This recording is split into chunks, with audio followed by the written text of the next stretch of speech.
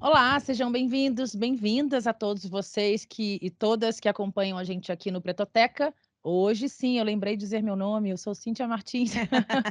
Gente famosa não precisa falar o nome, Ah, né, é até sobre parece. isso, gente. Eu sou Milena Teixeira, é um prazer estar aqui, né, de volta, cada dia em um estúdio diferente, porque essa é a configuração da vida do jornalista. Cíntia apresenta um monte de coisa, É passa um monte isso, de coisa, e hoje a gente está por aqui. é isso, é uma correria. Vocês estão acostumados a ver a gente no outro estúdio, mas hoje estamos daqui, tá tudo bem, tá tudo certo. Já temos uma companhia aqui na tela, você pode ver, é a Tainá Yared. A gente já vai dar direitinho os créditos dela e vamos introduzir o assunto que a gente vai trazer. Você Exatamente, é porque o crédito da mulher é grande, é então gigante. vamos lá. Ela é porque mulher negra faz muitas coisas, né, É então é um isso. crédito enorme, Nem enorme. vai dar para ler tudo, né, mas faz um resumo. Ela que é advogada, pesquisadora do Núcleo de Estudos Afro-Brasileiros da Universidade Federal da ABC, mestra, do programa de pós-graduação da linha de pesquisa de Ciências Humanas e Sociais da Universidade Federal da ABC, pós-graduada em Direitos Fundamentais pela Universidade de Coimbra, professora do Centro Paulo Souza, sócia e fundadora da GEMA, ou seja, muita coisa, né, não é, Tainá e Cíntia? Pois é, o currículo extenso. E a gente vai contar por que que a gente chamou a Tainá aqui hoje, né. Vocês sabem, quem acompanha o podcast, quem acompanha a Pretoteca, a gente tem feito episódios. Todos são muito bons, né, vamos falar a verdade, puxar aqui a sardinha para o nosso lado, mas muitos episódios, né, leves, para a gente tratar muito de cultura, trazer nomes importantes da nossa cultura no geral para trazer aqui, mas enquanto jornalista a gente não deixa de discutir o que está acontecendo no noticiário. Inclusive, quando nós 2 assumimos o Pretoteca, né, foi quando a Kathleen Romeu morreu no Rio de Janeiro, a gente queria ter aberto com algo mais positivo, mas infelizmente a gente está sempre tendo que voltar na tecla da questão racial de uma forma muito penosa pra Exato, gente, né, sempre tendo que tocar na ferida de alguma forma. exatamente. E desses crimes, assim, que tomam. Assim, racismo tem toda hora, em todo lugar, deve estar acontecendo algum caso agora, provavelmente. Mas alguns casos são mais emblemáticos. Quando acontecem aí com pessoas mais famosas, Sim. quando viralizam, né, esses casos, a gente acha que vale a pena trazer para discutir, né? Porque, poxa, se um caso de racismo afeta seu Jorge, imagina A a gente, gente, imagina o né. seu João ali da Rua de Baixo. Então, é super preciso voltar. Infelizmente, gente, eu espero que um dia se acabe. Ah, é o nosso A sonho, né, a gente gente luta é, aqui pra isso. exatamente, a falar desse assunto, é por isso que a gente chamou a Tainá, né, especialmente no intuito de entender, eh, por que esses casos acontecem e como é que é a legislação brasileira no sentido de punir os crimes de racismo. Porque a impressão que eu tenho é que se esses casos fossem punidos, né, se o racista gastasse dinheiro do bolso para quando ele cometesse esse tipo de crime, ia ser menor, ia ter bem menos casos, né. Eu quero até acrescentar que além do caso do Seu Jorge, a gente viveu essa semana também o caso do Ed, né, que é o humorista, músico, etcétera, todo mundo viu, o Brasil viu a vizinha racista xingando ele no meio do condomínio, sem vergonha nenhuma, câmeras mostrando ali faca, né, uma pessoa o filho dela com uma faca ameaçando o rapaz que não conseguiu voltar para casa. Hoje é quinta-feira, esse dia que a gente está gravando, está tendo um protesto na porta do prédio dele. Claro que a gente não pode deixar de falar disso. Agora sim, Tainá, a gente vai parar de falar beça aqui e entregar a palavra para você. Realmente, por que que esses casos, assim, passam ilesos? Porque essa mulher foi abertamente racista e saiu tranquila de carro no dia seguinte, sabe, e ninguém fez nada. Queridas, boa noite, obrigada pela oportunidade de estar aqui. Eu acho que é muito importante o que vocês falam no início, né, de não ter oportunidade de começar o podcast falando de algo positivo. Afinal, a nossa existência ela está sempre de frente a violências que faz com que a gente tenha que ser reativo. E isso não significa dizer que nós seremos reativos e reativas nesse lugar constante de espacial, né, de coisas que vão acontecer de maneira muito violenta, como é o caso do seu Jorge, que publicamente foi vaiado, humilhado e desqualificado em seu trabalho. Vale dizer que ele não estava aí se divertindo, ele estava exercendo sua atividade laborativa e é um ser humano que já passou por muita coisa. Acredito que quase todo mundo conhece a história dele, mas tem também essa questão do Ed, que mora inclusive aqui muito perto de mim, e não pode voltar para casa dele com tranquilidade, por ser ameaçado apenas pelo fato dele ser um homem negro. Eu acho que a gente tem algumas questões para tratar no que se refere a reconhecer que, de fato, a nossa legislação tem ferramentas e mecanismos muito contundentes para fazer com que essas pessoas sejam criminalizadas e punidas pelos seus atos. A gente tem a 7.716, que pune os casos de discriminação racial. Nós temos o Estatuto da Igualdade Racial, nós temos outros diplomas legais e outras legislações que incluem o crime não só de injúria racial, que é aquele que existe quando alguém diretamente te afronta e te humilha, te desqualifica por você ser uma pessoa negra, mas também o crime de racismo, que é um crime inafiançável, que está na Constituição Federal, mas também está no artigo 20 do Código Penal, que dá de 2 a 5 anos de prisão. A gente tem ele como cláusula pétrea e, tecnicamente, pessoas racistas deveriam ser imediatamente presas, sem a possibilidade de pagar fiança. O que acontece é que o sistema jurídico brasileiro, ele é apoiado, para além da legislação, no espaço da gente reconhecer que existem pessoas que o aplicam. E essas pessoas, em geral, ainda infelizmente, no judiciário brasileiro, em todas as escalas, continuam sendo pessoas brancas, e, em geral, infelizmente, não letradas. Isso significa que haverá a relativização dos casos de discriminação racial e o desencorajamento das pessoas que sofrem essa discriminação para a denúncia. Então, acaba que a vítima da violência discriminatória, a vítima do racismo em si, vai sofrer muito para poder denunciar, vai se despender e gastar bastante dinheiro para poder ser acompanhada por uma pessoa técnica, por um advogado, para apoiá-la nessa denúncia. E mais do que isso, a gente, em geral, vai ter uma dificuldade muito grande de ver o sistema de justiça, e aí o primeiro agente do sistema de justiça que vai receber essa denúncia sendo o delegado, relativizando essa impossibilidade de fornecer fiança para pessoas que são racistas de fato. Olha aí, não, então a questão está também no judiciário brasileiro, na mudança aí das pessoas que aplicam essas leis. Agora, Tainá, eu queria te perguntar uma grande questão, né? Eu cresci ouvindo um ditado que é a Casa Branca chora quando a senzala aprende a ler. Você, com a sua vivência, né, enquanto mulher negra, também milita, advogada, você acha que essa polarização política contribui para que esses racistas sejam mais descarados, no sentido de um racista. Aconteceu o que aconteceu com o seu Jorge no show dele, com o próprio Ed agora. Você acha que eles estão mais. É descarado mesmo a palavra, né? Sem vergonha de ser racista? Eu não sei se a gente pode observar dessa perspectiva, porque eu não acredito que as pessoas, em algum momento, essas pessoas racistas, as pessoas não letradas, as pessoas que têm dificuldade de reconhecer, por sua vez, a nossa humanidade enquanto pessoas negras que somos, se em algum momento elas tiveram algum tipo de vergonha ou polidez na discriminação que elas nos aplicam. O que eu tenho observado nesse período eleitoral especificamente é a validação de um discurso violento e de práticas que atentam contra as pessoas negras fisicamente e de uma maneira bastante violenta, às vezes verbalmente, relacionadas a pessoas que tendem a ter um voto de extrema direita. Então, acredito que elas não estão mais descaradas, mas eu acredito que a gente tem um caminho óbvio de validação dessa postura violenta e racista, que é você ter um representante em chefe de Estado, o chefe das Forças Armadas, o presidente do país, uma pessoa que nos representa nacional e internacionalmente, validando e fortificando, fortalecendo, incentivando práticas violentas, práticas de discriminação, práticas de coação. E aí essas pessoas observam essa figura e espelham essa validação a partir de suas práticas. Então, eu não acredito que elas estão mais descaradas. Eu acredito que elas se sentem protegidas de uma maneira muito especial. Né?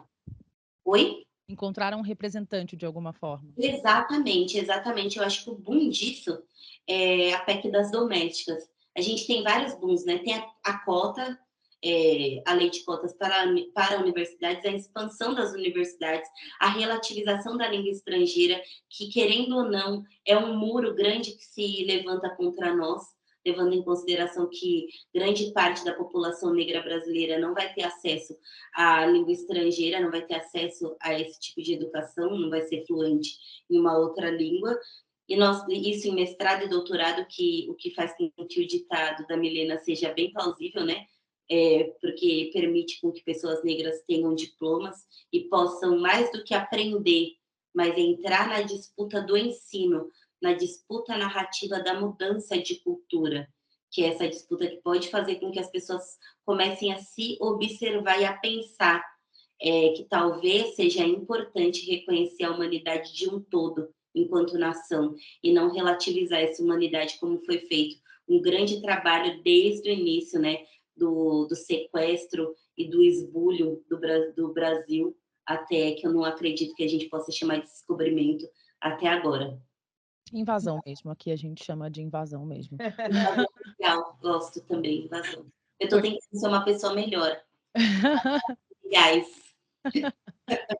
Mas ainda pegando o gancho nisso que a Milena falou, a sensação que dá, assim, dessa legitimação dessa postura das pessoas descaradamente, porque hoje é muito fácil registrar. Você tem câmeras em todos os ambientes, o celular virou um instrumento de prova, e ainda assim não intimida ninguém. Elas estão claramente tranquilas em ser racistas sem ter problema nenhum. Primeiro, com as brechas, né, graves que a gente tem na lei de que as pessoas não vão presas.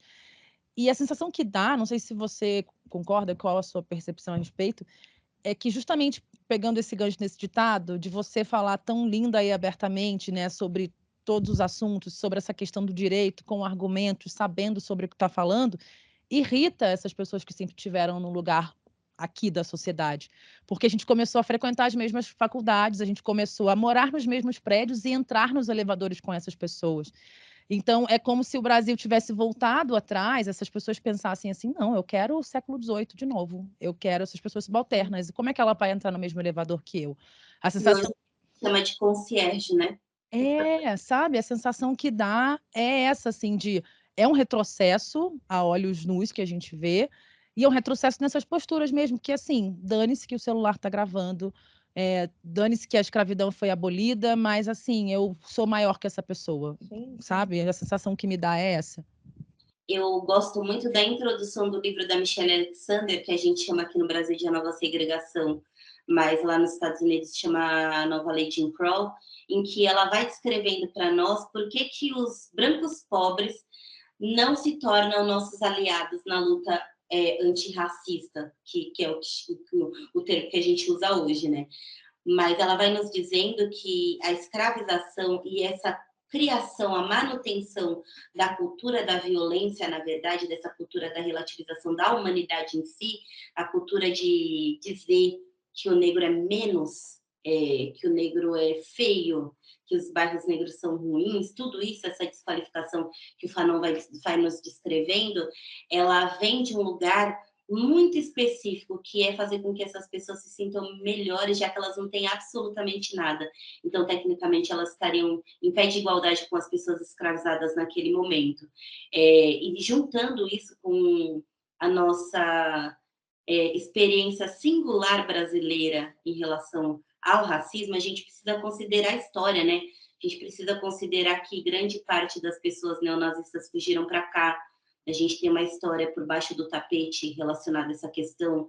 A gente precisa considerar que o Brasil se tornou uma república de pessoas que foram agraciadas com bens e coisas que jamais elas teriam no lugar onde elas estavam, ali em Portugal, na invasão dessas pessoas dentro do nosso território.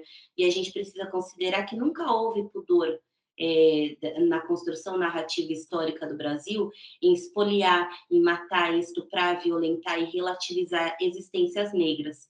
E a partir desse caldo todo que vem essa revolta.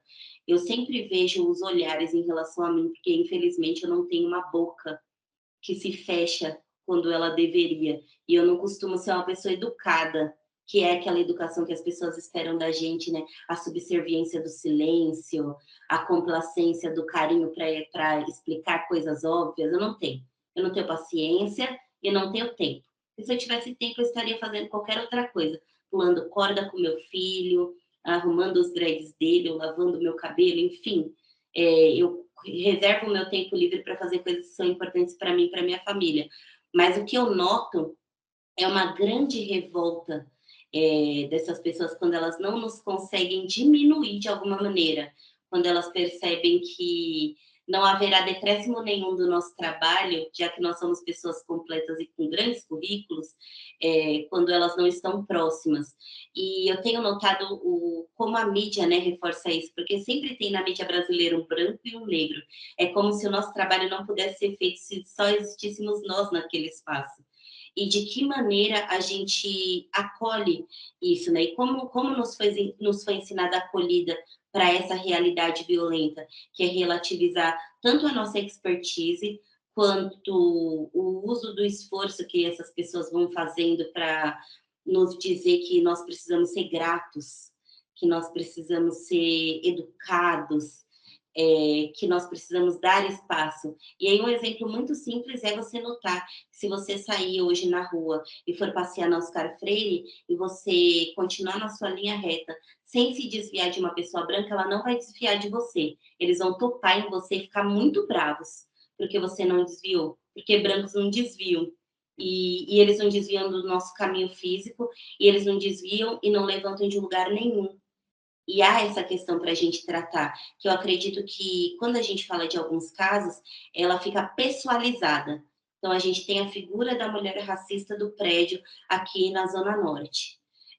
Mas essa figura, ela só é uma figura de existência recorrente na história social, cultural do nosso país, porque existem várias outras pessoas com esse mesmo jeito de existir. Eu acredito que a gente precisa lidar e trabalhar a estrutura para entender por que o nosso direito não é aplicado, porque há relativização de todas as legislações nacionais e internacionais que a gente tem, tentando explicar que pessoas negras são pessoas. Nossa, muito, muito, Fortíssimo. muito forte e muito aprendizado, Tainá. Agora, tem uma questão também que eu estava até conversando ontem sobre isso, né? Eu vi, né, a publicação, o Jeff postando que ela tinha sido libertada por R$ 8.000 a fiança. Você acha que se. E aí eu volto de novo. Ela é essa mulher do prédio, né? Você acha que se. Enfim, voltando à legislação, né? Que se houvesse mais essa forma de tirar dinheiro mesmo do bolso do racista, dessa forma a gente avança? Não é que se houvesse, existe dano moral e material. Porque, por exemplo, vamos pegar esse caso especificamente. Você tem um ser humano, um cidadão, que está o quê? Fazendo o quê? Cuidando de sua própria vida, no seu prédio, cuidando da sua vida com o seu cachorrinho, tá? Vivendo a vida dele. E essa pessoa é violentada, desqualificada, exposta, levando-se em consideração que é uma pessoa pública que trabalha com internet. Essa pessoa teve que sair da casa dela e ou ela alugou um lugar para ficar, ou ela está tendo que ter asilo de alguém para poder se colocar em segurança.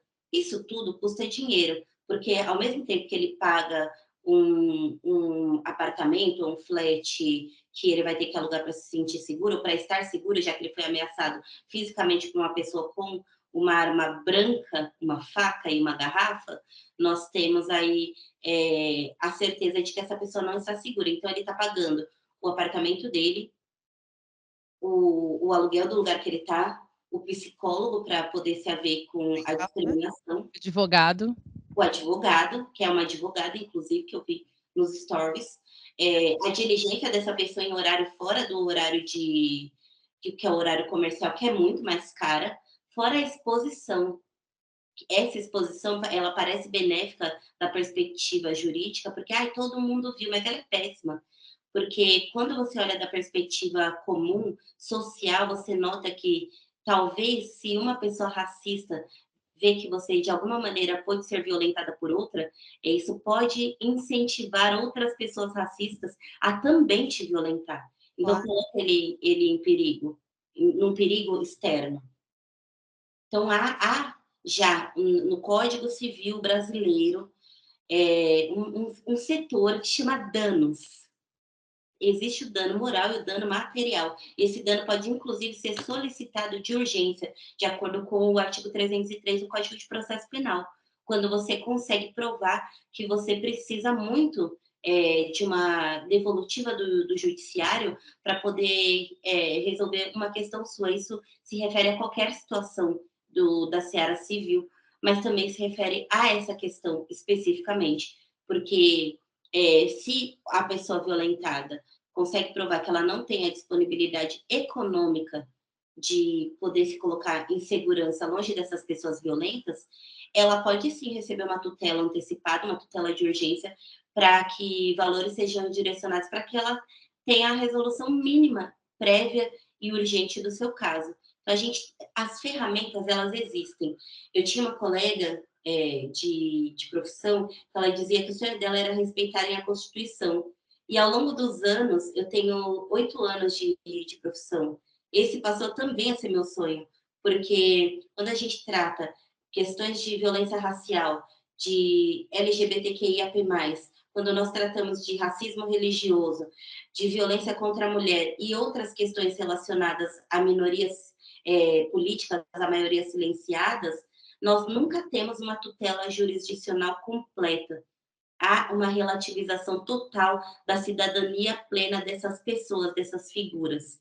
Então, acredito que a gente precisa trabalhar mais em criar um processo que possa, mais do que informar sobre mecanismos e ferramentas que nos coloquem em segurança, mas ensinar como funciona e para onde a gente vai. Agora é muito importante a gente lembrar do papel das pessoas brancas, né? Hoje a gente tem um monte de gente, até temos amigos que são brancos, que dizem aliados, né? Essa palavra está muito na moda. Ai, os brancos aliados, etc, etc. Mas uma coisa me chamou a atenção, especialmente nesse caso do Ed Júnior, que uma vizinha de porta disse que já tinha presenciado, já tinha comunicado ao condomínio apenas. Ela sabendo que é um caso de crime, né? Racismo é crime. Cara, por que isso não veio à tona antes, sabe? Ele podia ter sido poupado de muitas outras violências, assim. Agora, todo mundo do prédio se rebelou. Que bom que isso está acontecendo. Mas, assim, olhando com o nosso olhar, ele podia ter tido essa mão dada há muito mais tempo de outras pessoas. Eu não estou falando só desse Como caso, no né? caso do podcast da mulher abandonada, da casa Exatamente. abandonada, todo mundo sabia que ela vivia ali, por que ninguém fez nada? Precisou vir à tona a história, né? Cara, eu sinto muita raiva e muito ódio dessas situações que a gente passa e que a gente vê, não que necessariamente seja um racismo implícito a nós, mas muita chateação, eu diria, muito pesar de observar como as pessoas não se colocam de maneira objetiva a proteger os corpos negros. Basicamente você que lute, né? E, inclusive, uma pessoa que não denuncia um flagrante crime é uma pessoa que está aí em omissão. Então, ela meio que participa desse crime, de alguma maneira, né? Se omitindo a denunciar. A denúncia tardia, a solidariedade tardia também é algo que nos violenta. Eu sei que parece que esse é um tema que não tem muito a ver com o que a gente está dizendo, mas os efeitos psicossociais da discriminação racial, do racismo em si, como diz a Maria Lúcia do Ama Psique e Negritude, eles reverberam de maneira muito ruim, muito negativa e muito profunda nos nossos corpos e nas nossas mentes. Isso não é levado em consideração por algumas pessoas que presenciam violências, da mesma forma que não é levado em consideração a violência doméstica. E aí agora a gente tem uma legislação que obriga o condomínio a tomar partido, né? E essa legislação vem por uma incidência forte das pessoas reconhecerem a importância desse lugar doméstico, que tenha um CNPJ fazer alguma coisa. Eu acho que é uma incidência que nós e essas pessoas que se dizem aliadas, e eu vou sempre dizer que se dizem, porque o aliado, ele é de fato aliado, ele de fato se levanta para fazer alguma coisa em relação às violências que presencia e as discriminações e as incoerências que observa no seu mundo, né, nesse lugar em que vive. Mas a gente tem essa questão de fazer com que as pessoas compreendam também que elas devem E aí não é eu sou muito legal, né, porque tem esse outro lugar. "Ai, nossa, eu tô me solidarizando com você". Gente, cartinha na porta de ninguém livra a pessoa de violência e discriminação. Nenhuma carta de solidariedade vai fazer com que o Ed se sinta melhor agora. Pode fazer com que ele se sinta um pouco mais confortável e seguro, mas não vai fazer com que ele não tenha passado a extrema violência racista que ele passou naquele dia e a extrema exposição que ele está passando até hoje na internet. Eu acho que essas pessoas precisam se haver com a sua responsabilidade em praticar de fato um antirracismo que seja útil e transformador na vida das pessoas negras que eles dizem apoiar. É isso Uau! aí, gente. Essa é a Tainá, exatamente. Concordo com tudo, Tainá. Acho que Cíntia também. Sem dúvida nenhuma, né? Acho que nota de repúdio não resolve nada, né? Pedido de Isso. desculpas também não, porque o estrago já foi feito, o estrago vem sendo feito Há muito desde tempo. que viemos para cá forçadamente, né? E a gente carrega isso nos genes mesmo, a gente carrega tristeza, raiva mesmo, porque os nossos passaram por isso, a gente continua passando, e a gente traz essa discussão aqui para tentar com que quem vem depois não passe por uma situação A dessa. gente, a gente, desse caso, pode inclusive dar um exemplo positivo de prática antirracista. Essas mesmas pessoas que se solidarizaram com ele solicitaram que o condomínio aplicasse uma multa por falta de decoro na convivência, porque todo condomínio, e aí a gente tem que lembrar também que há entrelinhas na lei que nos beneficiam se a gente souber usar. Todo condomínio deve se portar com decoro nas áreas comuns do prédio. Você não pode ser insalubre, você não pode ser mal educado, não pode, gente. Está na lei. E eles utilizaram essa lei para fazer com que o condomínio multe essa pessoa racista, essa senhora, essa cidadã que não exerce a dignidade dela e o mínimo de respeito para com outras pessoas. Então, ela vai ser multada de alguma forma, num valor alto. Eu vi alguma coisa por R$ 8.000, e não sei se era relacionado à fiança, mas acredito que é em relação à multa, para que ela possa se perceber no lugar de uma pessoa que não vai passar impune. Mas tem outra questão, é uma questão que a Milena abordou, que é lembrar que essas pessoas não se importam de pagar fiança, mas elas se importam de pagar indenização. E é esse lugar que eu acredito que a gente precisa trabalhar. É esse lugar que a gente precisa se colocar e sobrepor, para que a gente possa caminhar de uma maneira mais profunda na responsabilização institucional e estrutural de espaços que fecham os olhos para a discriminação que nós sofremos todos os dias. É isso. É Você isso, falou gente. sobre os racistas, é importante dar nomes, né? Elizabeth Morrone e Marcos Vinícius Morrone são os nomes, então, de mãe e filha que foram racistas nesse caso do Ed Júnior. Não passarão, né? É isso, pelo Eu não menos. falo o nome dessas pessoas porque eu não vou estragar meu ori com pessoas horríveis. Estou tentando só falar o nome de pessoas boas para positivar meu do, entendeu? Eu não acho que essas pessoas merecem palco.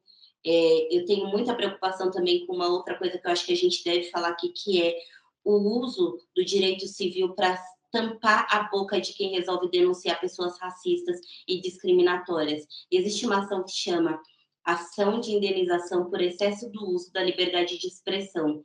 E não só os racistas, mas também os assediadores, misóginos, pedófilos e homens violentos utilizam para dificultar e para impedir que vítimas visibilizem casos de discriminação. Então, você deixa de poder expor o que você passou em qualquer rede social e poder falar para as pessoas. Gravíssimo, então vamos também ficar atento a isso. É isso. Tainá, o tempo do nosso podcast, infelizmente, acabou. A gente vai ter que chamar vocês de novo. Vai ter que voltar, hein? Vai ter que Convocada. voltar, vai ter que voltar. Mas é isso, gente, né? Obrigada pela participação. É isso, Thaís e a Ed, dando aqui um pouquinho dos créditos, que é muito grande, não cabe tudo. Ela que é sócia fundadora da GEMA, Compliance em Equidade, advogada e pesquisadora do Núcleo de Estudos Afro-Brasileiros da Universidade Federal do ABC e um monte de outras coisas que vocês podem dar Google aí para achar ela, porque ela é demais. Obrigada, viu, Obrigada, Tainá? Tainá. Meninas e gente do podcast, sejamos antirracistas de fato. Bom dia, boa tarde, boa noite para todos. Um beijo Tchau, para tchau. você, viu, querida? Beijo para vocês que acompanham a gente também. Tchau, tchau. Opa! É isso, missão cumprida. Já Ba- posso voltar para minha péssima postura que eu estava aqui antes. E eu Maravilha, no meu Joyce. vestido, assim, mangas. A gente tem que marcar um café para todo mundo, para você conhecer a Cíntia pessoalmente. Verdade, vamos resolver isso. Então, vamos na casa do Yuri, porque eu adoro comer de graça lá. Vocês foram Ah, é. domingo? Vocês foram domingo Na agora? casa de Yuri? Não, domingo Ele me... eu não fui, eu fui num brunch com ele, mas eu tava no lixo de tarde, então eu dormi. Ele me chamou domingo, mas eu estava aqui, né, Yuri no todo debate. Não deu. Mas eu falei com ele já que eu estou... Ficamos de lá da casa dele olhando suas músicas. Um beijo, meninas. Beijo, Beijo, tchau, querida. Tchau, tchau. Tchau. Etc, etc. Mas uma coisa me chamou a atenção, especialmente nesse caso do Ed Júnior, que uma vizinha de porta disse que já tinha presenciado, já tinha comunicado ao condomínio apenas. Ela sabendo que é um caso de crime, né? Racismo é crime. Cara, por que isso não veio à tona antes, sabe? Ele podia ter sido poupado de muitas outras violências, assim. Agora, todo mundo do prédio se rebelou. Que bom que isso está acontecendo. Mas, assim, olhando com o nosso olhar, ele podia ter tido essa mão dada há muito mais tempo de outras pessoas. Eu não estou falando só desse Como caso, no né? caso do podcast da mulher abandonada, da casa Exatamente. abandonada, todo mundo sabia que ela vivia ali. Por que ninguém fez nada? Precisou vir à tona a história, né?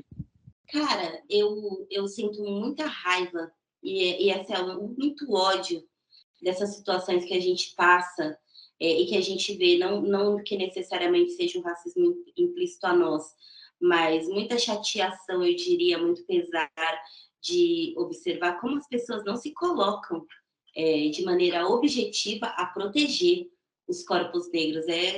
Basicamente você que lute, né? E, inclusive, uma pessoa que não denuncia um flagrante crime é uma pessoa que está aí em omissão.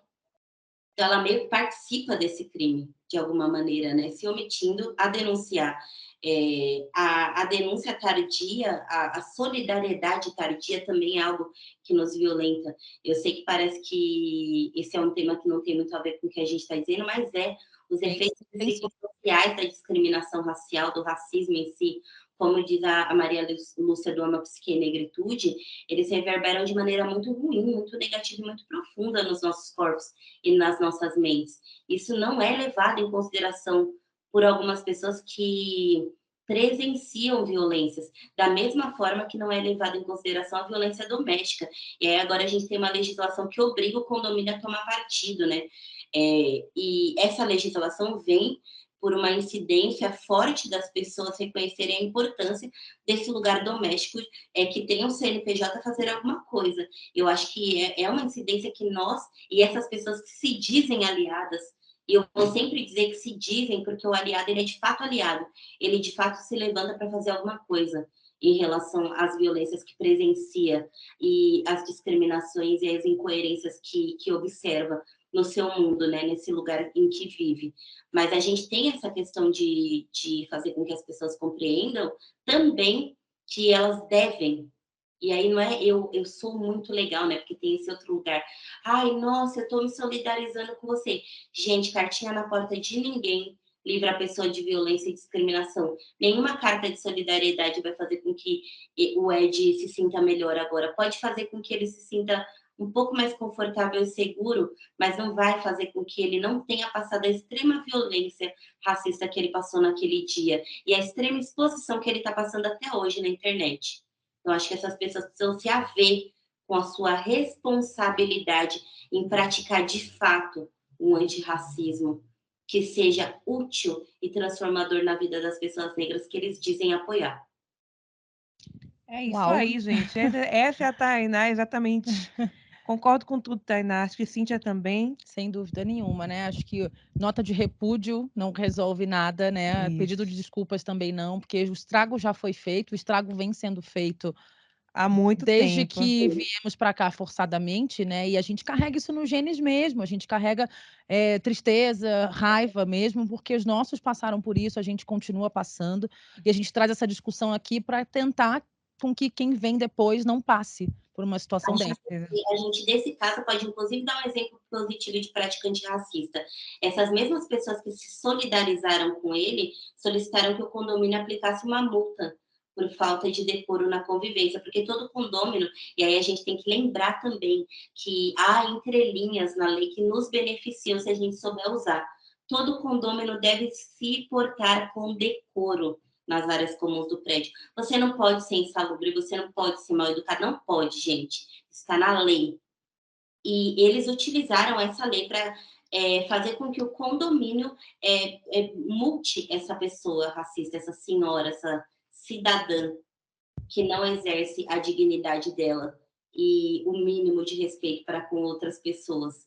Então, ela vai ser multada de alguma forma, num valor alto. Acho que eu vi alguma coisa por R$ 8.000, e não sei se era relacionado à fiança, mas acredito que é em relação à multa, para que ela possa se perceber no lugar de uma pessoa que não vai passar impune. Mas tem outra questão, é uma questão que a Milena abordou, que é lembrar que essas pessoas não se importam de pagar fiança, mas elas se importam de pagar indenização. E é esse lugar que eu acredito que a gente precisa trabalhar. É esse lugar que a gente precisa se colocar e sobrepor, para que a gente possa caminhar de uma maneira mais profunda na responsabilização institucional e estrutural de espaços que fecham os olhos para a discriminação que nós sofremos todos os dias. É isso. É Você isso, falou gente. sobre os racistas, é importante dar nomes, né? Elizabeth Morrone e Marcos Vinícius Morrone são os nomes, então, de mãe e filha que foram racistas nesse caso do Ed Júnior. Não passarão, né? É isso. Pelo Eu não menos falo o nome dessas pessoas porque eu não vou estragar meu ori com pessoas horríveis. Estou tentando só falar o nome de pessoas boas para positivar meu Udu, entendeu? Eu não acho que essas pessoas merecem palco. Eu tenho muita preocupação também com uma outra coisa que eu acho que a gente deve falar aqui, que é o uso do direito civil para tampar a boca de quem resolve denunciar pessoas racistas e discriminatórias. Existe uma ação que chama Ação de Indenização por Excesso do Uso da Liberdade de Expressão. E não só os racistas, mas também os assediadores, misóginos, pedófilos e homens violentos utilizam para dificultar e para impedir que vítimas visibilizem casos de discriminação. Então, você deixa de poder expor o que você passou em qualquer rede social e poder falar para as pessoas. Gravíssimo, então vamos também ficar atento a isso. é isso. Tainá, o tempo do nosso podcast, infelizmente, acabou. A gente vai ter que chamar você de novo. Vai ter que voltar, hein? Vai ter que Convocada. voltar, vai ter que voltar. Mas é isso, gente, né? Obrigada pela participação. É isso, Tainá e a Ed, dando aqui um pouquinho dos créditos, que é muito grande, não cabe tudo. Ela que é sócia fundadora da GEMA, Compliance e Equidade, advogada e pesquisadora do Núcleo de Estudos Afro-Brasileiros da Universidade Federal do ABC, e um monte de outras coisas que vocês podem dar Google aí para achar Exatamente. ela, porque ela é demais. Obrigada, viu, Obrigada, Tainá? Tainá. Meninas e gente do podcast, sejamos antirracistas de fato. Bom dia, boa tarde, boa noite para todos. Um beijo Tchau, para tchau. você, viu, querida? Beijo para vocês que acompanham a gente também. Tchau, tchau.